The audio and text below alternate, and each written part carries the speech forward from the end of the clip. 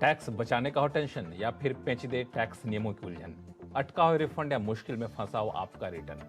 हर मुश्किल सवाल का आसान जवाब है टैक्स गुरु, जहां आप न सिर्फ अपना टैक्स बचाते हैं बल्कि हम टैक्स की उलझनों को सुलझाने के गुर भी आपको सिखाते हैं। नमस्कार, मैं हूं लक्ष्मण राय और आज आपके सवालों का जवाब देने के लिए हमारे साथ हैं जाने माने टैक्स एक्सपर्ट शरद कोहली साहब। सर, आपका स्वागत है CNBC आवाज में। और कोहली साहब कई सारे टिप्स तो बताएंगे चूंकि अब दशहरा संपन्न हो गया है, दिवाली का मौका है, तो दिवाली के गिफ्ट में लेन देन पर भी टैक्स की देनदारी क्या बनती है, ये भी कोहली साहब से हम जानना चाहेंगे।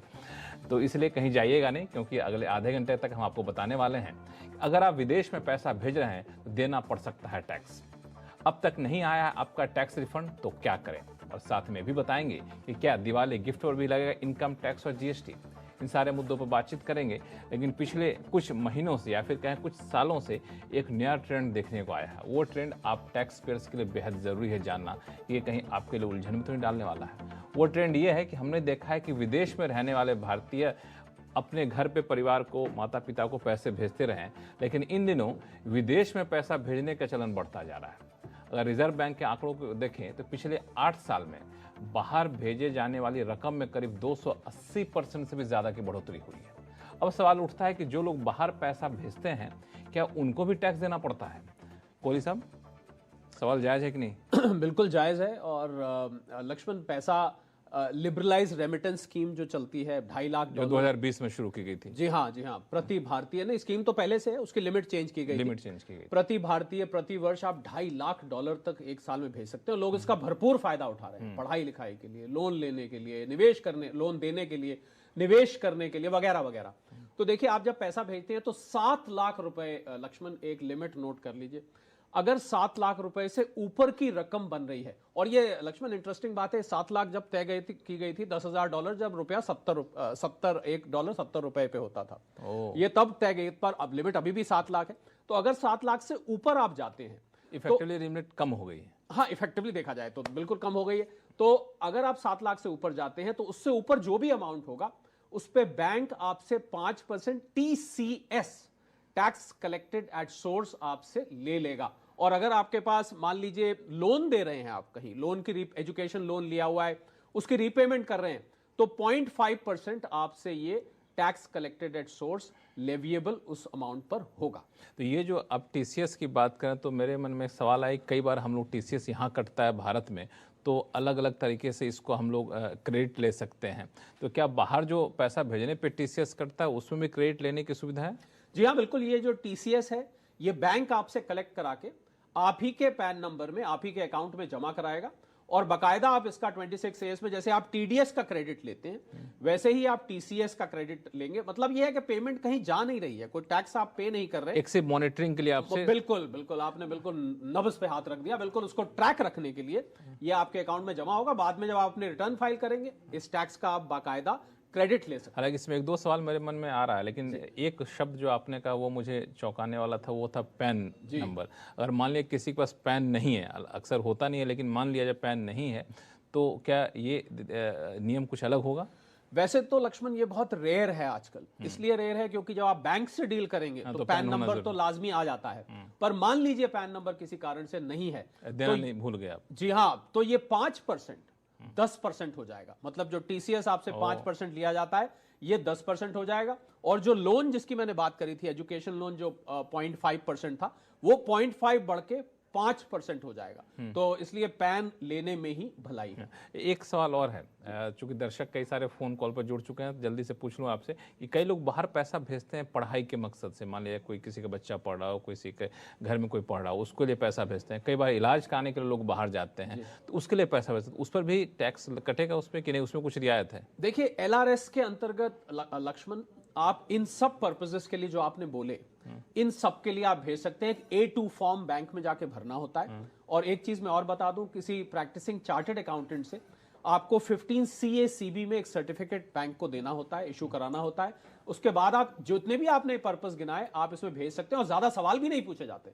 वाह, तो सवाल भी नहीं पूछाएंगे, लेकिन एक फटाफट सवाल मैं जरूर पूछूंगा कि अभी मैं अखबार में पढ़ रहा था कि लोग विदेश में पैसा भेजते हैं प्रॉपर्टी खरीदने के लिए, जैसे दुबई में लोग घर खरीद रहे हैं, कई बार लोग इसका पेमेंट क्रिप्टो में भी कर रहे हैं, तो इन सब में इन्वेस्टमेंट में अगर रिटर्न मिलता है तो उसको कैसे हम लोग मैनेज करेंगे? लक्ष्मण, पहली बात तो आप जो मोड ऑफ पेमेंट बता रहे हैं, तो आप अगर मेरी तरफ देखें तो मैंने कान पकड़ लिए, और ये क्या इशारा कर रहा है कि ऐसा पैसा क्रिप्टो से भेजना इलीगल है, आप नहीं भेज सकते। केवल और केवल आरबीआई के माध्यम से A2M फॉर्म का आप बिल्कुल ये सवाल ही मैं आपका पहले तो सवाल पर सवाल उठाना चाहूंगा, आपकी इजाजत हो तो। नहीं, बिल्कुल, ये सवाल ही इसलिए पूछा गया ताकि जो लोग भेज रहे हैं उनको आगाह किया जा सके।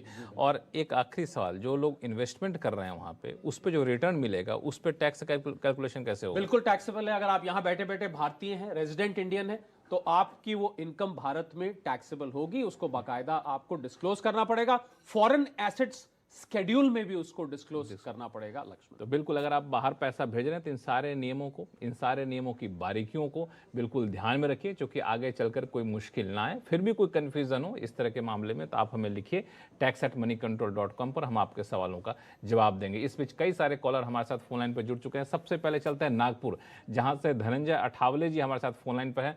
अठावले साहब नमस्कार।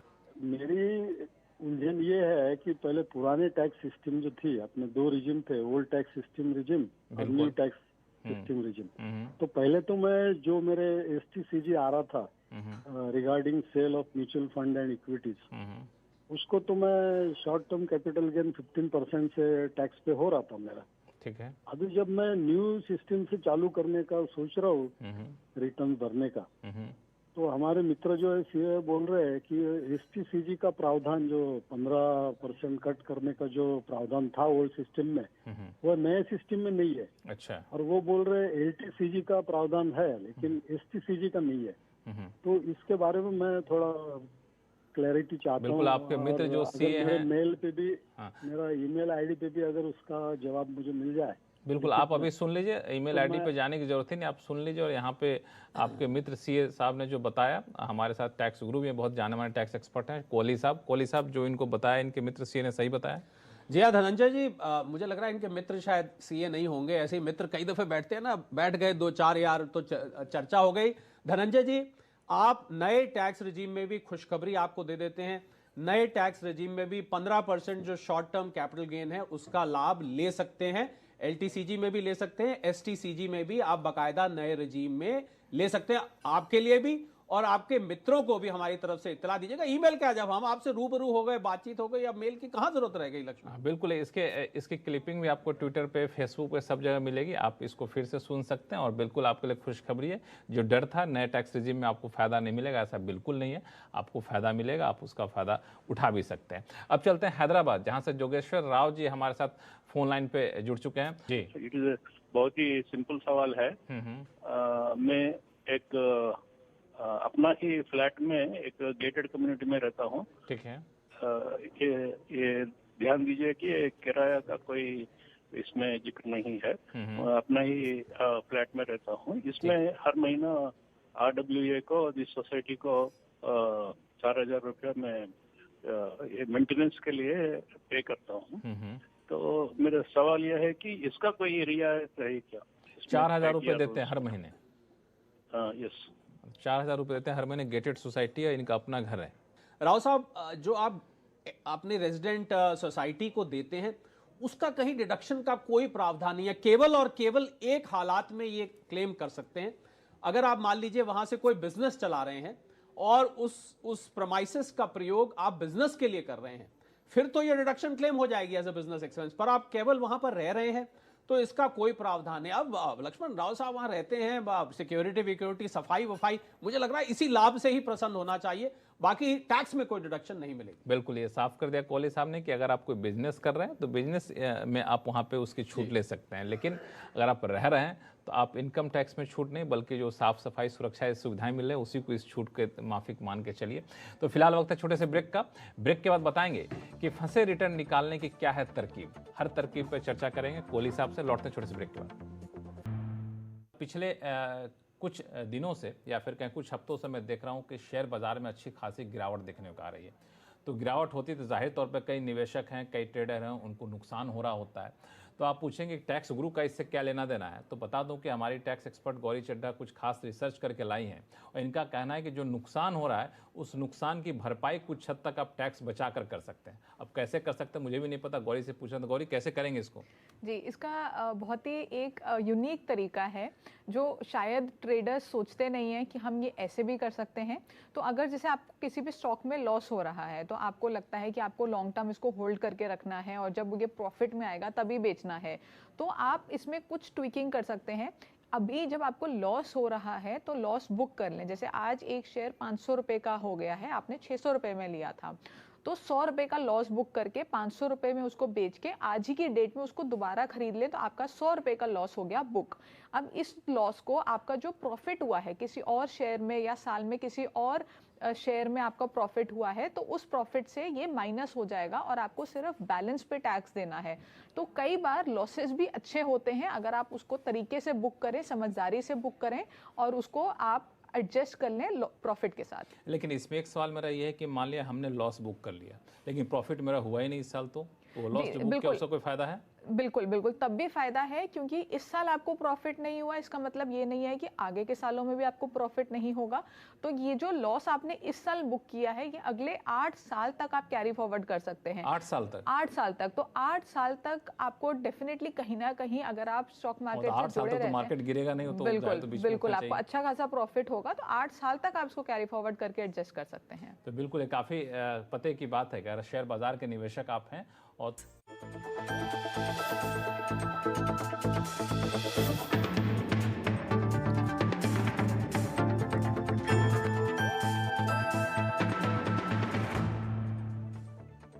ब्रेक के बाद एक बार फिर से आपका स्वागत है। आप देख रहे हैं टैक्स गुरु और आपके सवालों का जवाब देने के लिए हमारे साथ हैं जाने माने टैक्स एक्सपर्ट शरद कोहली साहब। कोहली साहब चलते हैं जयपुर, जहां से हरिंदर सिंह साहब हमारे साथ फोन लाइन पर जुड़ चुके हैं। हरिंदर सिंह साहब नमस्कार। नमस्कार सर। बताएं क्या उलझन है आपकी?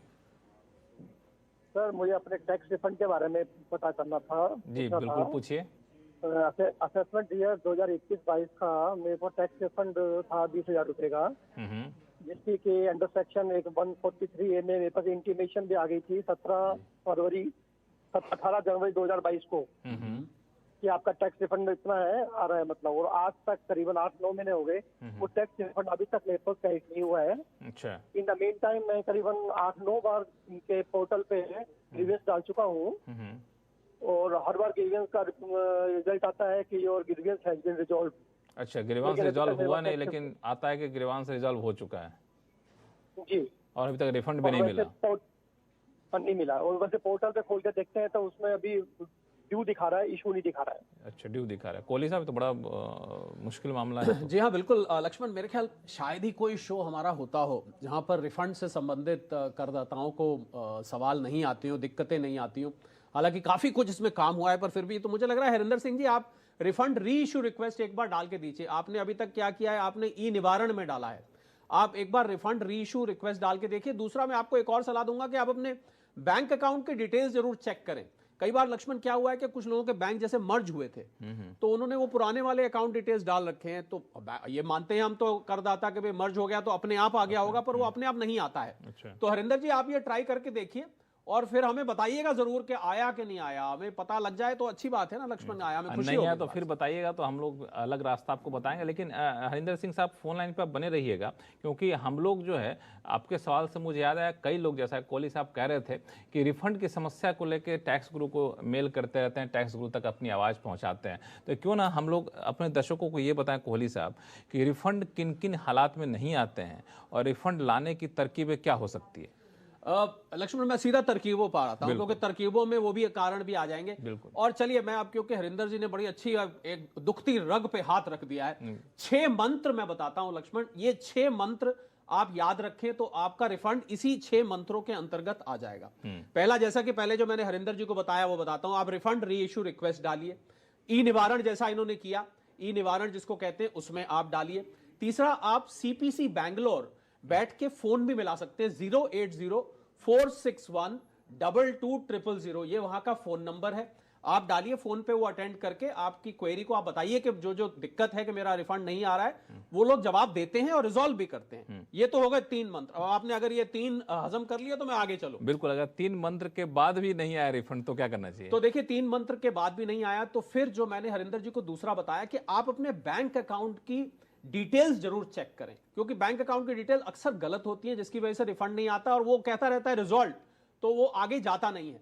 दूसरा, जो आपके एरिया का असेसिंग ऑफिसर है, अगर फिर भी नहीं आता तो थोड़ा यहां पर लेग वर्क है, आप अपने एरिया के असेसिंग ऑफिसर से जाके संपर्क कर सकते हैं। और छठा और आखिरी मंत्र लक्ष्मण, जो कि बहुत केसेस में हमने देखा है, सेक्शन 245 के अंतर्गत आपकी कोई पुरानी डिमांड के अगेंस्ट वो रिफंड हो सकता है एडजस्ट हो गया हो, और बहुत दफे होता है, पता नहीं चलता है। तो मैं सलाह सबको ये दूंगा कि आप अपनी पुरानी असेसमेंट्स देखें, उसमें कोई डिमांड खड़ी तो नहीं हुई है, वरना सिस्टम आजकल ऐसा जादुई है लक्ष्मण कि अपने आप वो रिफंड को एडजस्ट करके, और बकायदा रिफंड छोड़िए बकाया आ जाता है, डिमांड का नोटिस आ जाता है, तो लोग चकरा जाते हैं, उम्मीद करे बैठे होते पार्टी वार्टी की, और पता लगता है तो लेने के देने पड़ गए। तो ये 6 मंत्रों के अंतर्गत कोई भी रिफंड की समस्या, मुझे लगता है इसका समाधान निकल सकता है। चलिए, तो हरिंदर सिंह के सवाल के बहाने हम लोग कई सारे सवालों पर चर्चा कर लिए कि रिफंड नहीं आने की क्या क्या वजह हो सकती है और रिफंड लाने के लिए क्या करना चाहिए। इसमें 2 चीज़ें मुझे बहुत अहम लगी। एक तो बैंक मर्ज हुए तो कई सारे कस्टमर जिन्हें अकाउंट नंबर की दिक्कत आ रही होगी,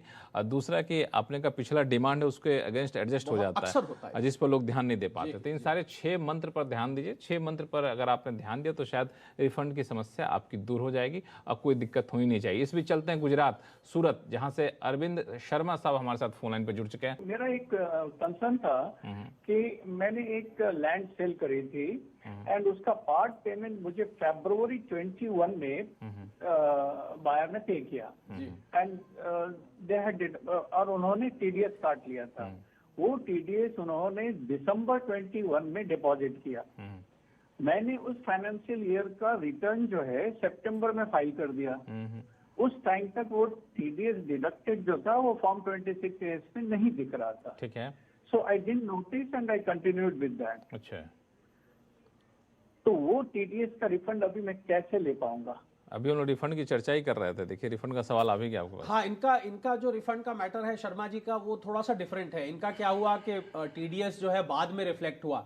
तो इसमें शर्मा जी, अगर उन्होंने जमा ही देर से कराया है तो फिर तो आपको रिफंड उसमें ऑब्वियस बात है नहीं आएगा। पर अगर जमा टाइम से आ गया था, कई दफे वहां रिफ्लेक्ट नहीं होता है, टीडीएस रिटर्न फाइल करने में कोई गड़बड़ हो जाती है, डिले हो जाती है, तो मैं आपको सलाह दूंगा कि आपने जो, या तो आप रिटर्न को, अगर अब दिख रहा है तो आप रिटर्न को रिवाइज कर सकते हैं, अगर आपके पास इंटीमेशन आ गया है तो आप रेक्टिफिकेशन के लिए भी जा सकते हैं, और अगर ये दोनों काम है, मतलब रिफंड वाकई आ गया, किसी टेक्निकल कारण से नहीं आया, तो जो मैंने अभी आपको 6 कारण बताए हैं, 6 मेथड बताए हैं, उसमें से आप रिफंड, री इश्यू रिक्वेस्ट और ई निवारण का कारण लेके उठा के, ऑप्शन उठा के आप उसमें ट्राई करें, आपका रिफंड आ जाएगा।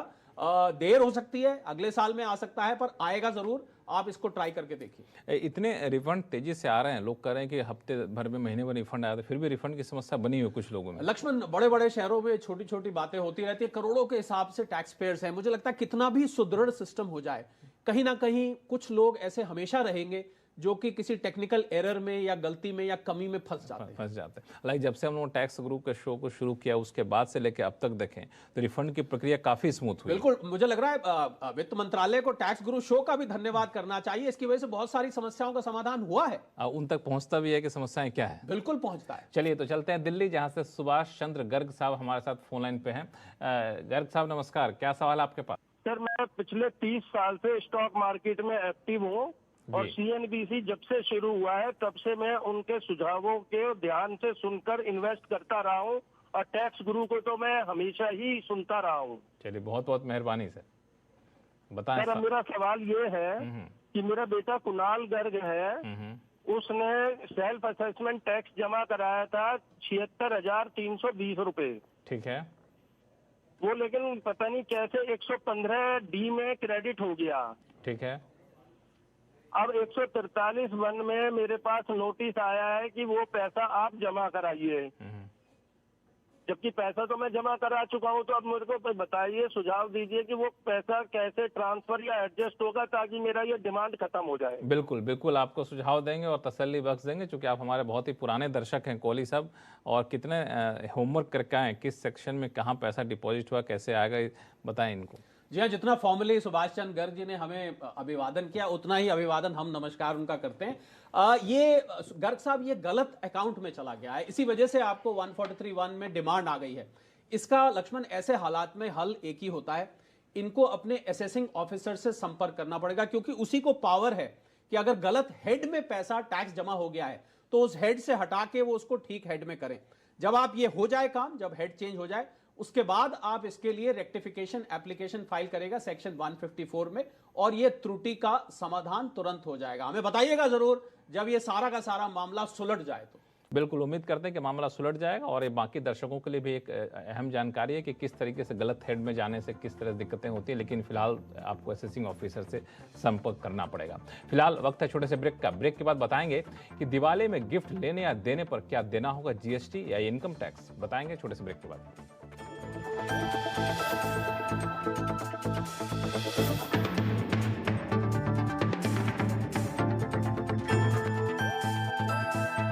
पिछले कुछ दिनों से या फिर कहीं कुछ हफ्तों से मैं देख रहा हूं कि शेयर बाजार में अच्छी खासी गिरावट देखने को आ रही है। तो गिरावट होती तो जाहिर तौर पर कई निवेशक हैं, कई ट्रेडर हैं, उनको नुकसान हो रहा होता है। तो आप पूछेंगे टैक्स गुरु का इससे क्या लेना देना है, तो बता दूं कि हमारी टैक्स एक्सपर्ट गौरी चड्ढा कुछ खास रिसर्च करके लाई हैं, और इनका कहना है कि जो नुकसान हो रहा है उस नुकसान की भरपाई कुछ हद तक आप टैक्स बचा कर सकते हैं। अब कैसे कर सकते हैं मुझे भी नहीं पता, गौरी से पूछना। तो गौरी, कैसे करेंगे इसको? जी, इसका बहुत ही एक यूनिक तरीका है जो शायद ट्रेडर्स सोचते नहीं हैं कि हम ये ऐसे भी कर सकते हैं। तो अगर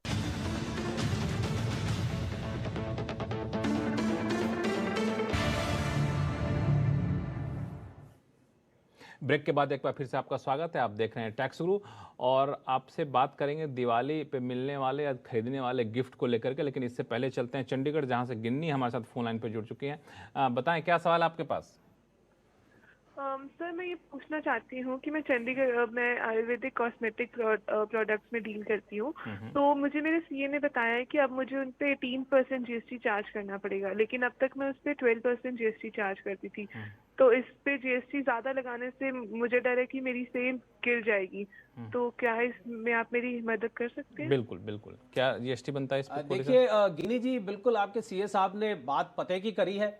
तेलंगाना का एक रूलिंग आया था एएआर का, उसके अंतर्गत अब जो नए प्रावधान ये कहते हैं, या रूलिंग में ये कहा गया कि अगर आपके आयुर्वेदिक प्रोडक्ट्स कॉस्मेटिक कैटेगरी में आते हैं तो पहले उन पे 12% लगता था आयुर्वेदिक, क्योंकि आयुष मंत्रालय से रिकॉग्नाइज होते थे। पर उसमें से जो कॉस्मेटिक प्रोडक्ट्स हैं उन पे इस रूलिंग के हिसाब से 18% लगेगा अगर वो कॉस्मेटिक है। जी हाँ गिनी जी, मुझे लग रहा है आपके ग्राहकों को वो सुंदर त्वचा और जो बाकी उसके लाभ होते हैं कॉस्मेटिक प्रोडक्ट्स के, वही से तसल्ली करनी पड़ेगी।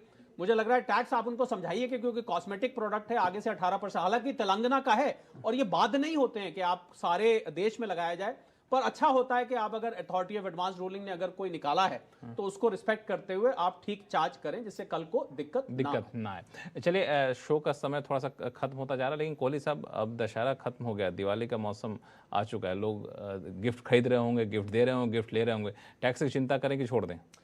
करनी चाहिए, खासकर अगर आप वो जो कंपाउंड पैक लेते हैं जिसमें बड़ी सारी चीजें होती है रंग बिरंगी, लक्ष्मण, कहीं कोई कैन पड़ा होता है, कहीं बिस्किट पड़े, कहीं चॉकलेट, तो उसमें जो सबसे ऊंची वाली दर का होता है जीएसटी के हिसाब से, बिल्कुल उसके हिसाब से आपको लग जाएगा, क्योंकि वो पैकेज डील होती है, वो लगेगा। और अगर आपको अपने एम्प्लॉयर से गिफ्ट मिल रहा है, सभी को मिलता है, कोई एम्प्लॉयर देते हैं, तो 5,000 रुपए तक का गिफ्ट साल में माफ है, उससे ऊपर वाले पे आपको एज ए परक्विजिट टैक्स देना पड़ेगा। सारी बातों का ख्याल रखना होगा अगर आप दिवाली में गिफ्ट खरीद रहे हैं, दिवाली में गिफ्ट ले रहे हैं या गिफ्ट दे रहे हैं तो, और टैक्स के झंझटों से बिल्कुल मुक्त रहिए। कोहली साहब, आपका बहुत बहुत शुक्रिया सभी सवालों का जवाब देने के लिए। और टैक्स गुरु में फिलहाल इतना ही। आपके पास कोई भी सवाल हो आप हमें लिख भेजिए tax@moneycontrol.com पर। तब तक के लिए नमस्कार, देखते रहिए CNBC आवाज़।